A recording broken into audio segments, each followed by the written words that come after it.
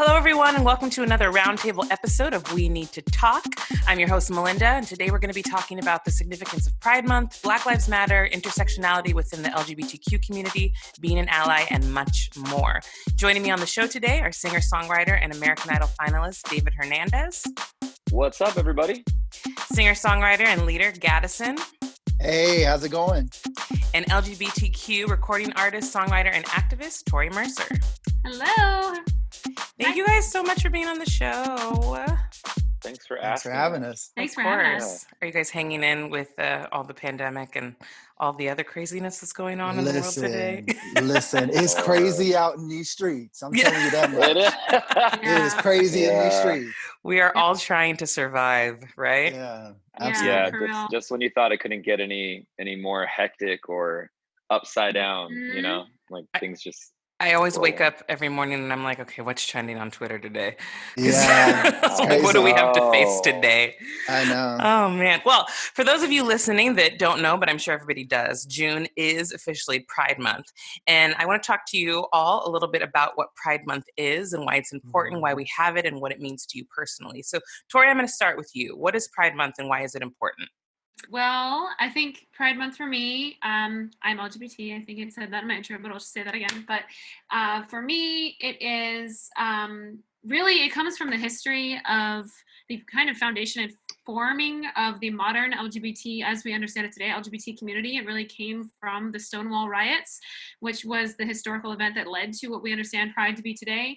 It's really about showing, in its most basic form, it's about, I think, being able to be proud of and celebrate who you are within the LGBT community. And then I think, it comes from a history of rioting against police brutality, which I'm sure we will talk about. And, that it was the original foundation of Pride. And so I think it is something that should be, in my opinion, anti-police, anti-law enforcement. That's something we can talk about. But, ultimately it is to stand for all of the community and, what that really means.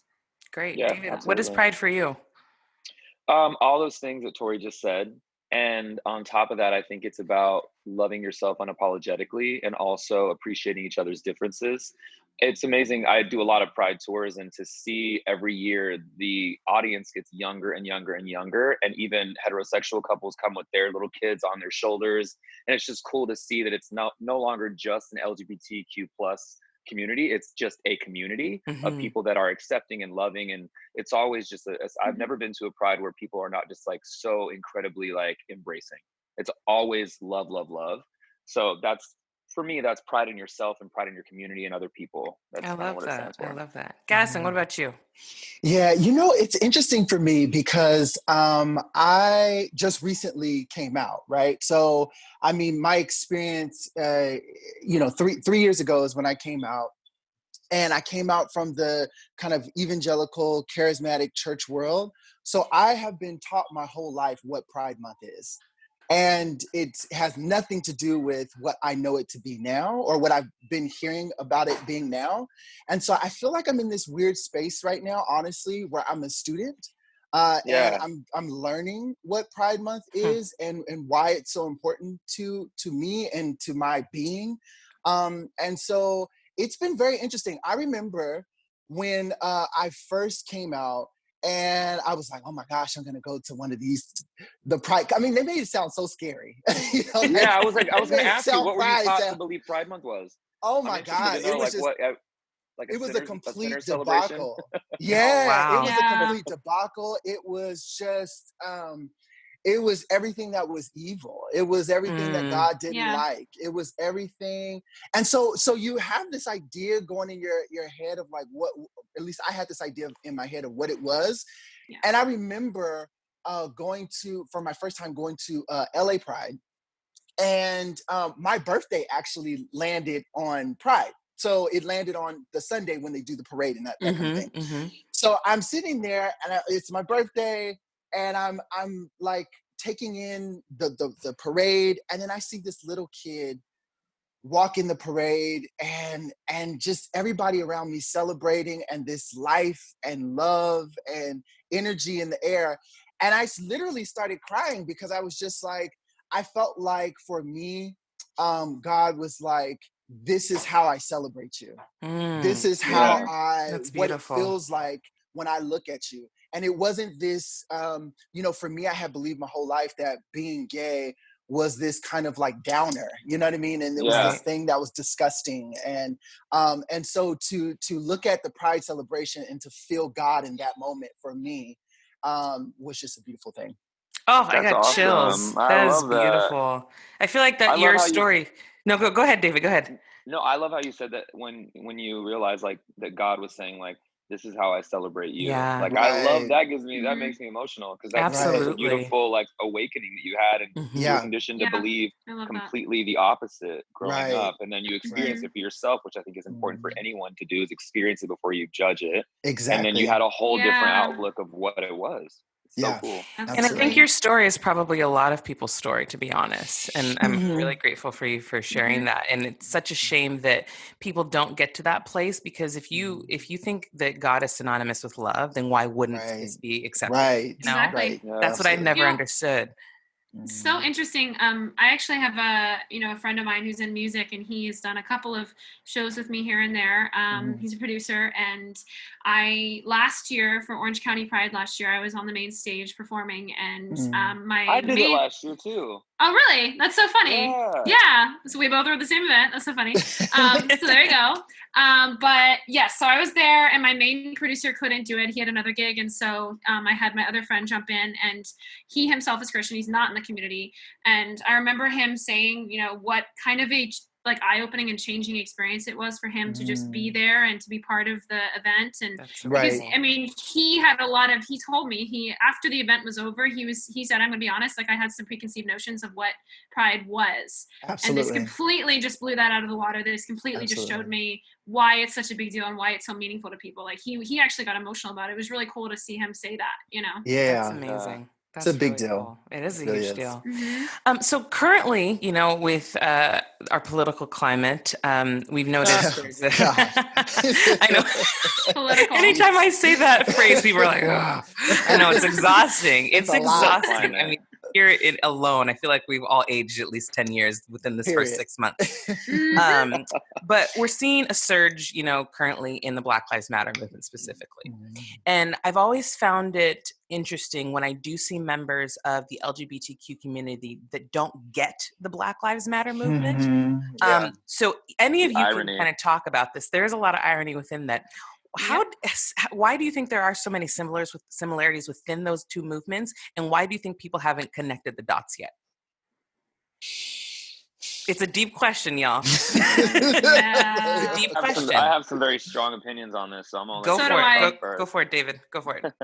I think that racism is super prevalent, if not more so, in the gay community. I think hurt people hurt people. You don't see a lot of Black go-go dancers. You don't see a lot of Black bartenders. You don't see a lot of Black public figures in the gay community. Why? I don't understand why. I've always wondered that question.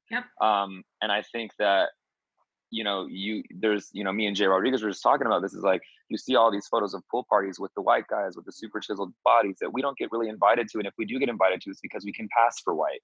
You know what I mean? But like the minute they know my last name is Hernandez, it's almost like and I know in the past, like they've not wanted to use my face for certain like promotions for like a Latino night or something, or maybe they want to use my face, but it's not the one with the beard, it's the clean shaven where I look white, or whatever it is. So I think I think there's a huge stigma and a huge racist sort of problem in the gay community still. And I know, Gattison, you have to feel some of this too when you go out. Like, do you see a lot of people that look like you? No.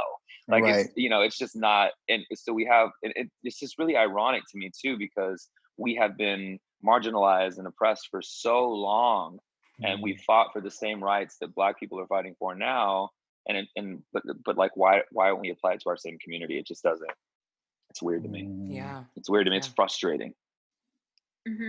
Torrey or Gattison, you have the floor. I have thoughts, but Gattison, if you want to speak first, that's it. You can. I think it's so interesting to me because, again, because I'm coming out of one kind of oppressive situation and then hopping into this.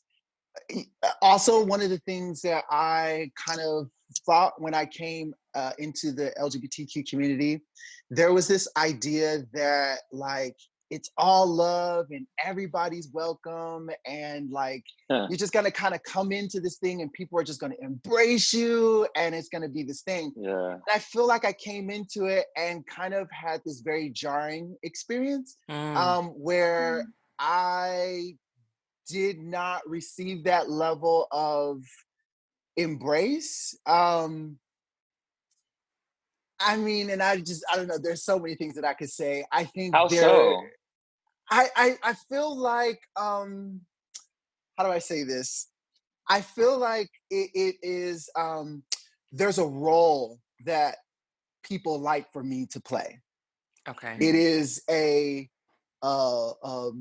Black masculine caricature, if I could say that. Okay. It's kind of this like, this is what your role should be. If you don't fit into this box, then you're kind of weird and you don't fit into this moment. And so I don't know. That's just been my personal experience, and obviously I don't speak for every Black person that's in the LGBTQ community, but that's been my experience. And I don't know. It's just, I don't know. Well, I'm curious, what are like the specifics of that caricature? Like, what do you think that you are what role are you supposed to fill? Yeah, I feel like there are things like, for instance, masculinity when it comes to a Black man is, I mean, hell, let's not even talk about the Black community of as what you're supposed to be and masculinity and all that kind of stuff.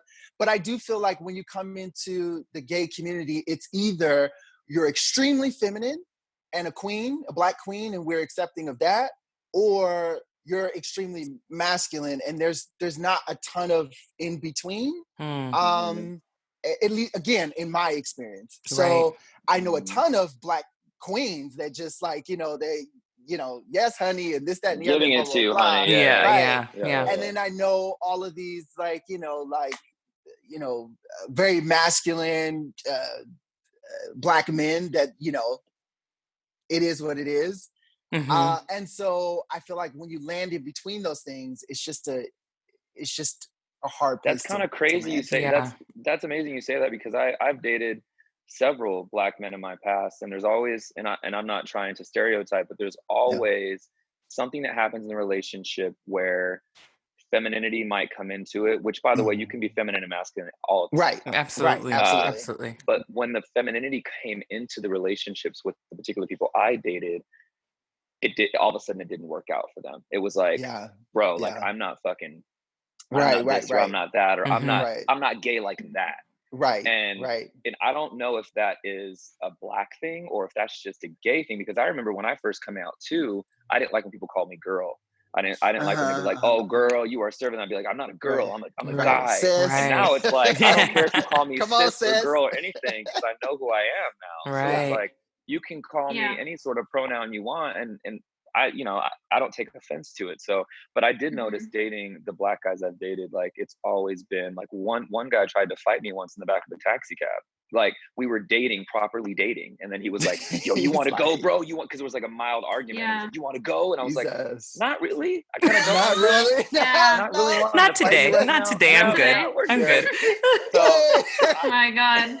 I don't know if that's like a cultural thing in terms of being Black, or a cultural thing in terms of being gay, or maybe both, and being raised religious, or I don't know. Like there's so many layers to it.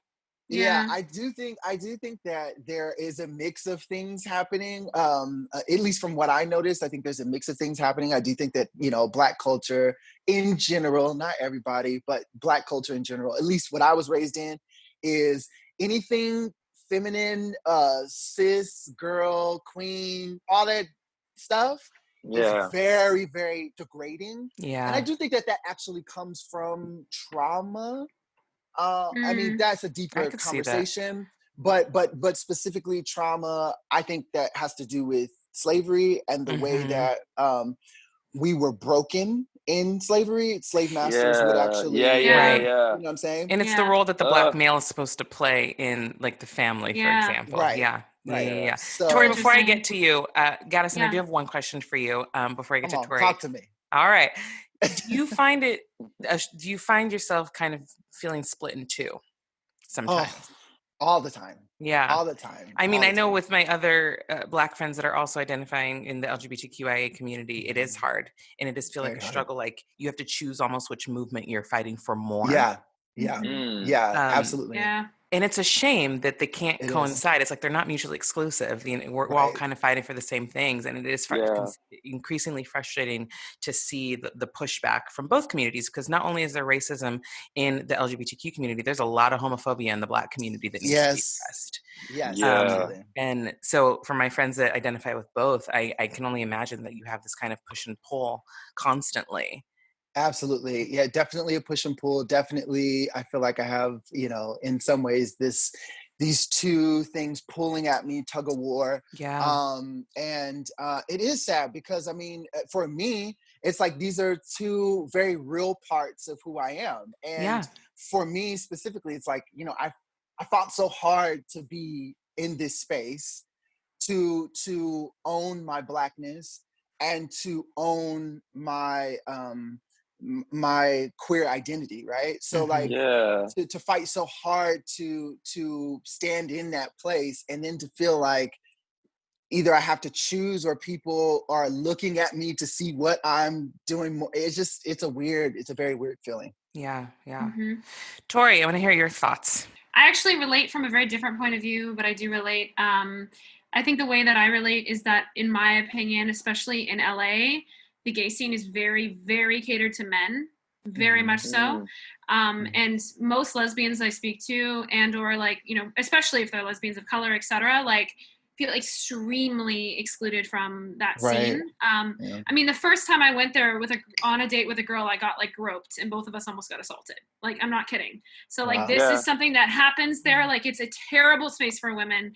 And I feel, I guess because I present feminine and yet I prefer women, people make a lot of assumptions about me. And even being in music and everything, like they expect me to make a certain kind of a music. They expect me to cater to men. It's just part of my life. And it can be really, really tiring when that's not even what I'm here to do and not even what I'm about. And so it's different. And I know that everybody has different experiences within that. And I think, I think for me, that's like how I relate to it is I feel like there's many times where I don't feel fully comfortable in spaces that I feel are more of a men's space than a women's space. Yeah, I get And that. I do think there's a distinction there a little bit. Well, to interject really fast, I've learned a really big lesson about lesbians and being gay myself. It doesn't give you the permission to touch and to smack and to grope. And I remember being schooled by many of my now friends that are lesbians. I mean, like, hey, listen, like, I get you're gay and you don't have any affinity or attraction towards me, but you still can't invade my space like that. And Right. that was a huge eye because I'm like, oh, come on, like, come on, girl, I got you, like, wow, on her ass. And it's just like, that's still not okay. And I think that's maybe a big reason why gays and lesbians have had this sort of like separation throughout the years. Since I came out when I was 21 and I'm 37 now, and I've never experienced, aside from my lesbian friends, them out at the bars and being cohesive. Normally we're just completely separate from each other, and that's maybe why. So That's interesting. I was actually going to ask, like, what is, because I'm new kind of to the scene, what is the deal? I've always been like, I thought the lesbians, the gays, everybody was just gonna be, in the same place. Yeah. What is going on? What's happening? Why is there a divide? What's going on?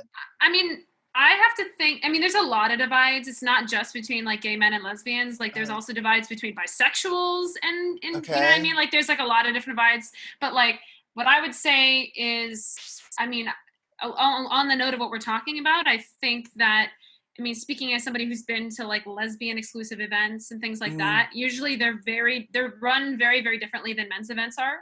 I see. And I think that in some ways, like women's spaces are handled a little differently than men's spaces are.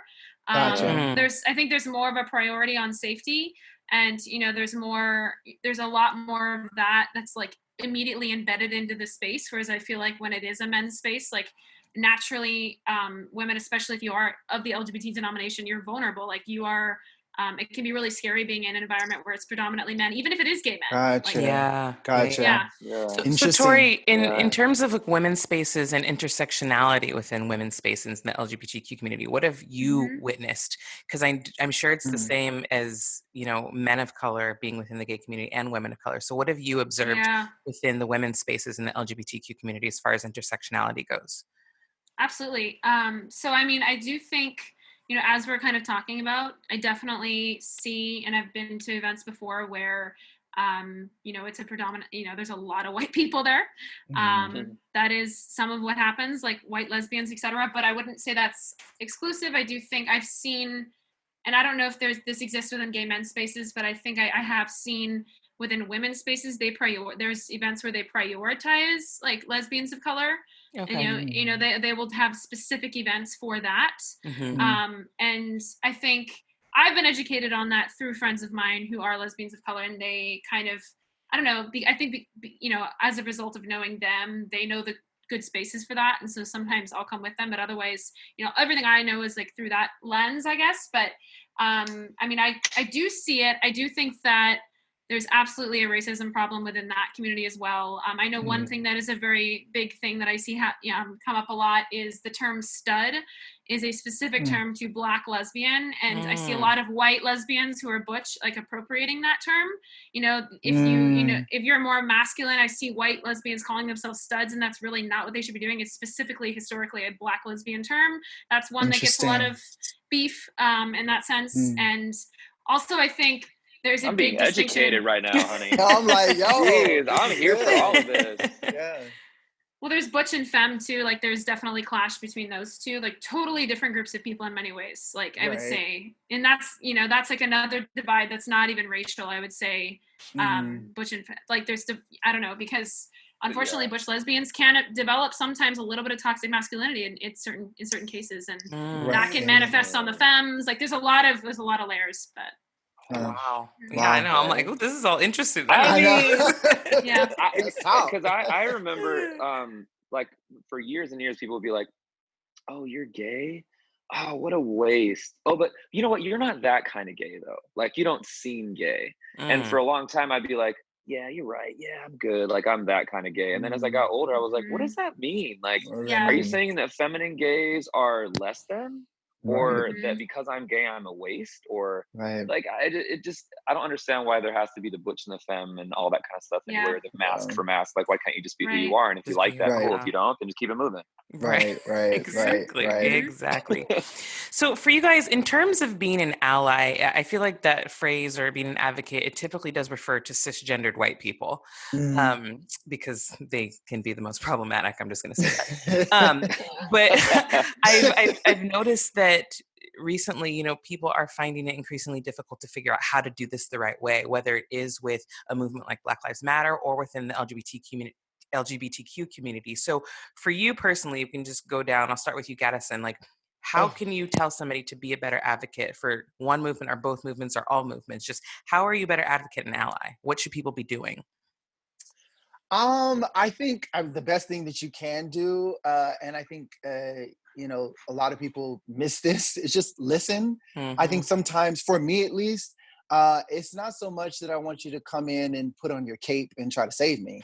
I would much rather and prefer that you come and have a conversation with me, because I do think that sometimes because of our lenses that we, you know, grow up with and live life through, I think, you know, it's important to just sit down with the other, right? Or the person that you feel is different from you, and just listen, talk, and see if there's common ground, and see if there's things that, you know, make sense, and that you're like, oh, I kind of, you know, I get down with that too, or whatever. And I think once we start finding common ground, it's easier to become an ally. You know, you can take it from there. But I think the first step is just listening. Torrey. Well, I mean, I come at this from, I guess, both sides of the coin, being an ally to Black Lives Matter, and then, you know, just people of color in general, and then, you know, being in the LGBT community. So I think what I tell a lot of friends of mine as far as being an ally to the LGBT community, I think listening is a big component. I think one thing that I really appreciate is when, first of all, it's not about like social media is somewhat important, but it's not all about social media. Like it's about your actions surrounding social media. It's about your regular day-to-day actions that you take that no one else is seeing.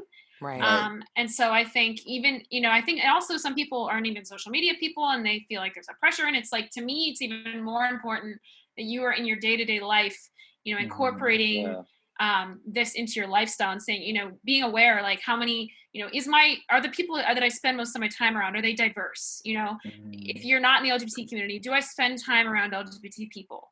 What, how can I better that? And the same goes, like, are you only around white people? Are you only, it on different circles? I think you need to look at your life and look at how you can better educate yourself and have people around you that, can give you different perspectives, and show up for them in the way you would show up for anybody else. Like there shouldn't be a stigma, just show up, There's such a fear to expose yourself to something new for a lot of people. And I don't get it. Like, why do you want to be around the same thing all the freaking time? It's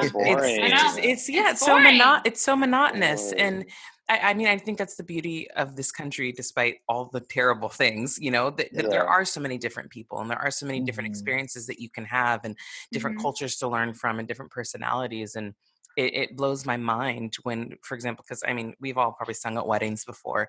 When you go to a wedding, I'm like, you don't have one black friend? Like one, not one, just one? Like not just one black friend that you could have invited to your wedding, cousin or something, or anything. And it's like I don't even know if I would want to be friends with you. Because you haven't even tried to have relationships with people that don't look like you. Just getting to know, obviously you can hide it, quote unquote, a little bit more when you're a member of the LGBTQ community than you can skin color, obviously. Just getting to know somebody in the LGBTQ community and find out what their story is. People just choose not to do that, David, for you, what does being an ally or an advocate mean?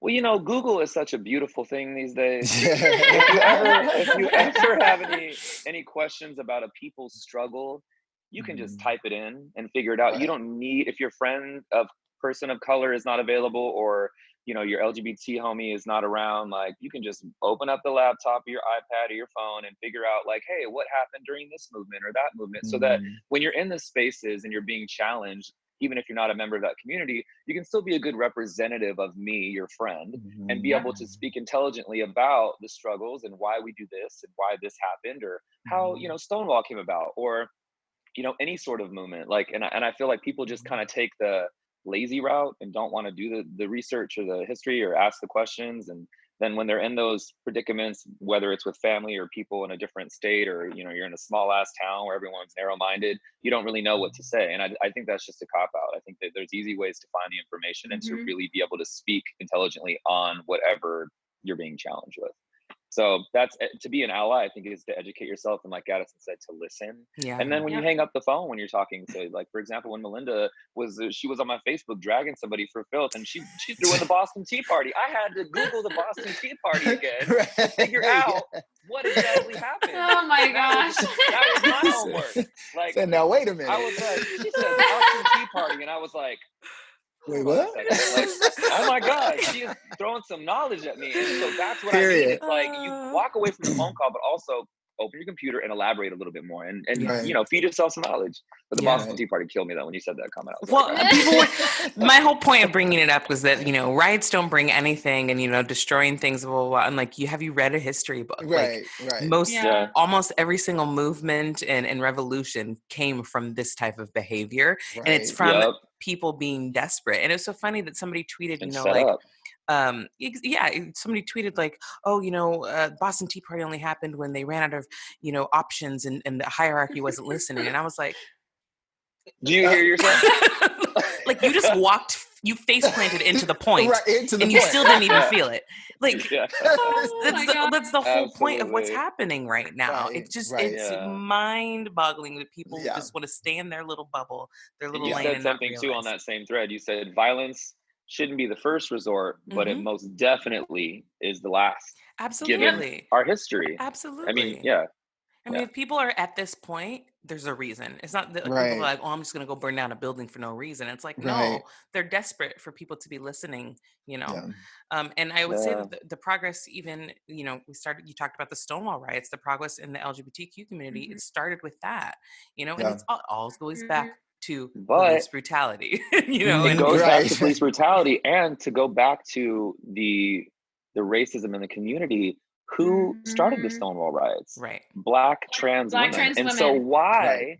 are Black trans women now just getting visibility and getting to be seen and Yeah. recognized, and also Yeah. dying at an alarming rate when they're Yes. the ones that gave us the rights that we have right Yeah. now? Right. So Right. I don't think people are Absolutely. educating themselves. They're not understanding, like, Yeah. this is the shit that actually went down to get you to where you can hold your man's hand Right. walking down Santa Monica, Yeah. girl. Right. So And I like, wonder, why do you think that crucial part of history for the LGBTQ community has gotten lost?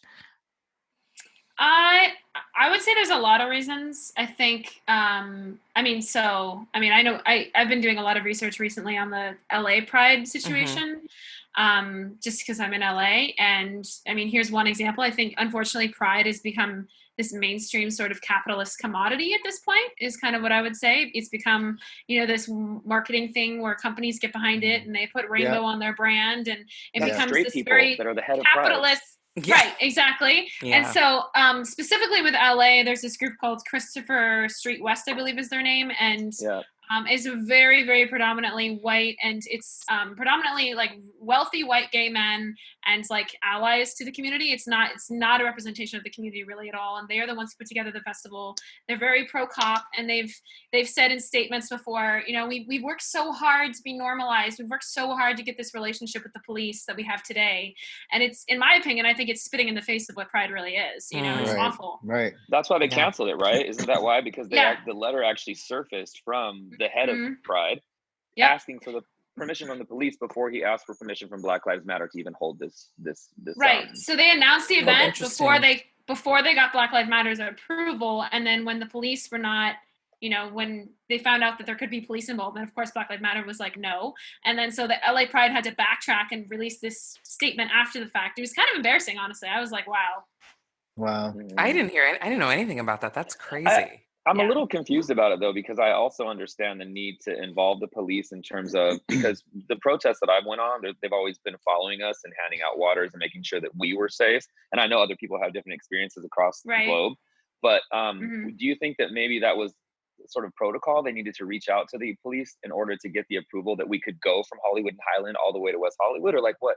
I don't know. Like, I mean, it's a very tricky one. I understand that it's not easy, but I also think, you know, LA Pride has sort of become this, like I said, a lot of Pride festivals. I'm just speaking about LA because we're in LA, but, you know, all Pride festivals, or a lot of Pride festivals, have become this sort of mainstream capitalist sort of entity, and it's a brand, you know, in many ways. And so they have, because they are a little more corporate and they have a little bit more of this backing, they have this relationship with them. And so they would want to make it more of a formal event, when really that's not the nature of what needs to be happening right now. And that's definitely not what Black Lives Matter stands for. And so it was just kind of an appropriation of those words just to look good, kind of.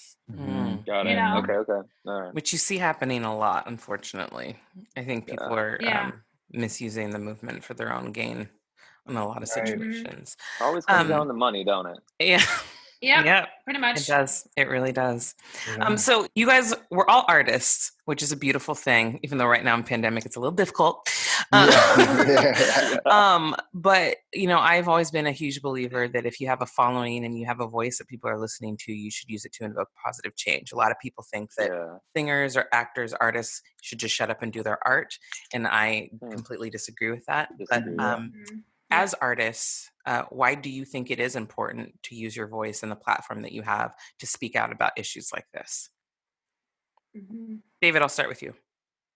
Well, I think that you're already, music is kind of is the tie that binds everything, I think. And when you can create music that touches on every different race, age, religion, sexual preference, I think you have a responsibility to try to connect all of that together. And especially if you're, you know, verified and you have thousands of followers and people are listening to you, you need to be putting out a message that reflects the times and be on the right side of history. Like Nina Simone said years and years ago, an artist should reflect the times. And I think that still stands true. And I know I have people that are like, well, I just want to make music and stay out of it. Well, guess what, girl? If you're on this earth, you are not staying out of what's happening, because it will directly or indirectly affect you. Yeah. So be a voice of change and speak up for other people, even if you don't feel like you're marginalized or you're suffering because you're financially fine. Other people are hurting, and it will always come back around. Just like with the looting and stuff. Yeah, I don't condone violence. I don't condone any of that stuff. But if you were a person of privilege, now you're seeing those businesses around your place being completely destroyed, when if you would have spoken up years and years ago, maybe we wouldn't be at this boiling point. Mm-hmm. So I think it's just the responsibility of any artist to stand up and create music that reflects the times. Yeah. Torrey. Absolutely. Oh, yeah, no, I mean, I think it is an obligation in the sense that, something I aspire to do with my art is to make art and tell stories that I think don't always get visibility. And, just from the things that I relate to, especially like, queer femme people, LGBT. And so I really see it as, especially I look at like the younger generation a lot.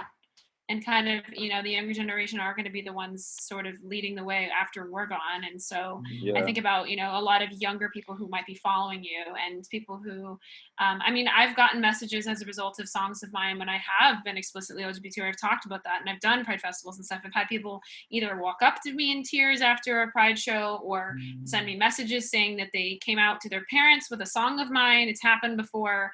And it's like, it's the most incredible thing ever. I mean, I could never ask for anything greater, honestly, as a gift than that from my music, and just seeing the impact that music can have. I think for some people it can be an access point, and kind of a way to look into something that they might not understand, and that might get misrepresented normally, and art gives them the ability to kind of put their defenses down and just kind of feel something for what it is, and open their heart a little bit. I think that's something that music especially, but I think art in all of its forms can do that, and has the power to kind of move people in that way. And so super important.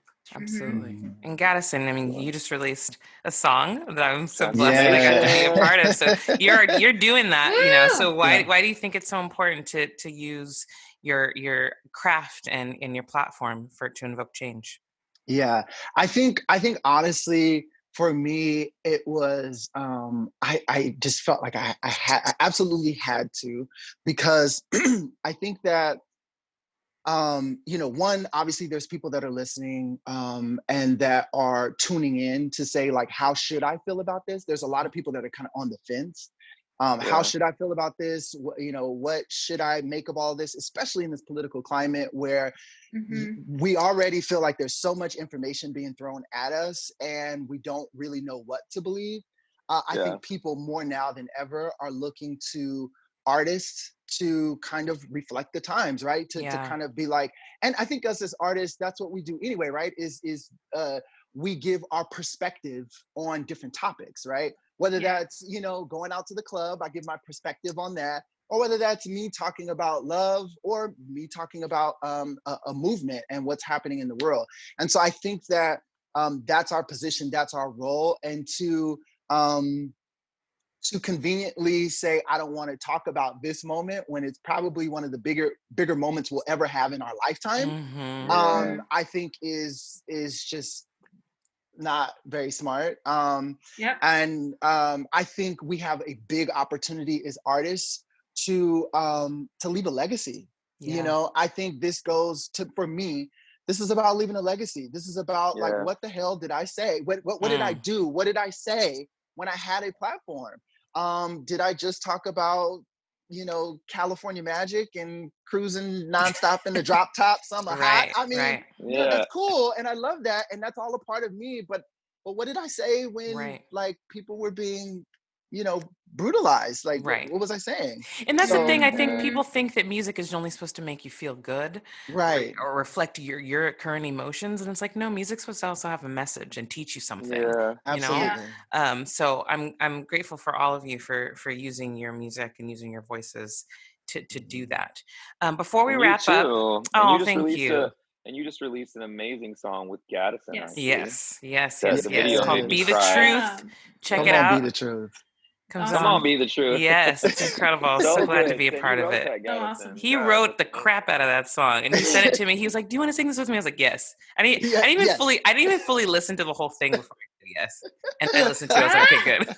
But I mean, anything. Okay, you go. Right. I mean, anything Gattison was going to do, I was going to be a part of anyway. But I'm so proud of you guys for all that you're doing. Before we wrap up, though, I'd love to hear from each of you what you would like to see happen by the end of this year. I know that's a loaded question because this year's been full of a lot. But what would you like to see happen, whether it be some form of change, whether it's when it comes to voting in November or just, My God. movements come together? Just what's something that in a perfect world situation, it'd be really cool if this happened by the end of the year? Torrey, I'm going to start with you. I know, heavy question. All right, I know it is. I mean, I think immediately the first thing comes to mind is voting Trump out.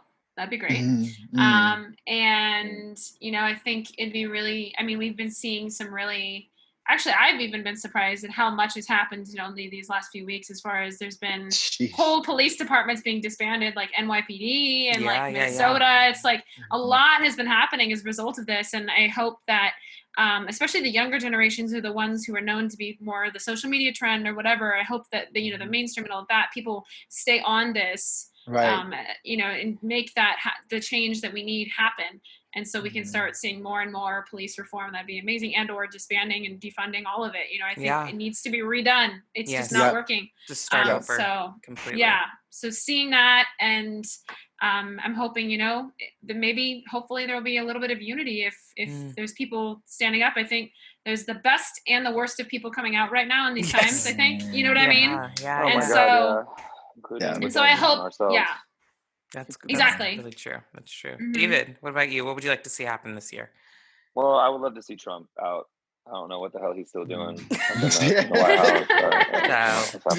He stands for everything that I stand against, but I would like to see police funds reallocated. I think that I think police need funding, but not near as much as they have. Right. I think that we need community-based, nonviolent organizations that can do the simple things like traffic stops and citations and things where you don't require a gun. That I really think needs to happen. Which they proposed. They're proposing in LA the nonviolent civil servants, which I think I love. That's awesome. Huge. Yeah. Oh my God, that would be incredible. And I think that the anxiety you feel getting pulled over by an officer would be severely reduced. Just you don't feel like, oh my God, I could possibly lose my life in this traffic stop. Right. Those types of things that are just petty crimes that don't. I mean, the focus needs to be elsewhere. Where the crazy people killing minorities in Podunk, fucking Kentucky. I don't know. Anyway, I digress. But also, I'd love to see the members in the LGBT community support our Black brothers and sisters and trans brothers and sisters more so. I think there's a huge lack in that, and we're all in the same struggle. We're all humans on this earth. To not act like we're not directly, like I said before, affected by this. It's just crazy and it's ignorant. So I would like to see those changes. Great. Gattison, what about you? Yeah, I think in a broader sense, the word for me through this whole year, it's, I do that thing where I try to get a word for the year kind of thing. I think it's part of my evangelical thing left over. But yeah, I try to get a word for this year. And the one word that I got this year was, believe it or not, transformation. And it's interesting because so how I operate is I get a word, but then I see if it gets confirmed in different other things, if there's different signs that come. And so anyway, the word for my actual sign as a Gemini was extreme transformation. That was the word for this year. And I literally screamed because I had made the song that I released called Transformation before I had even seen all of that.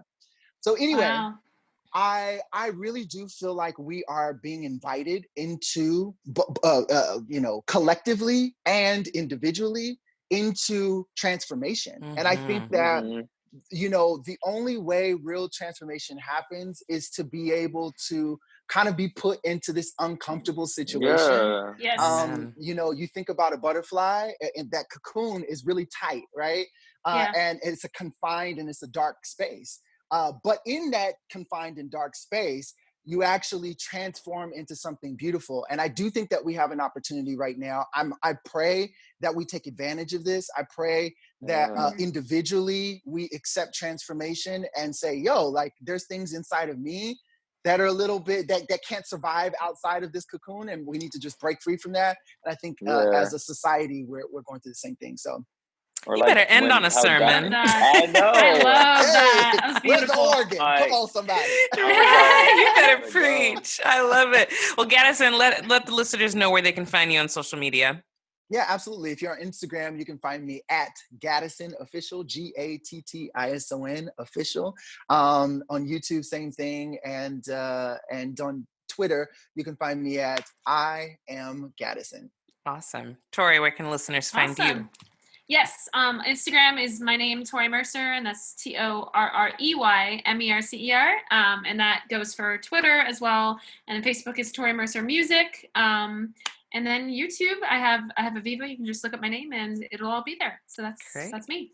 And David, where can they find Everything you? is D Hernandez Music, DHERNANDEZ Music. And then on YouTube, it's a little different. It's David Hernandez Music.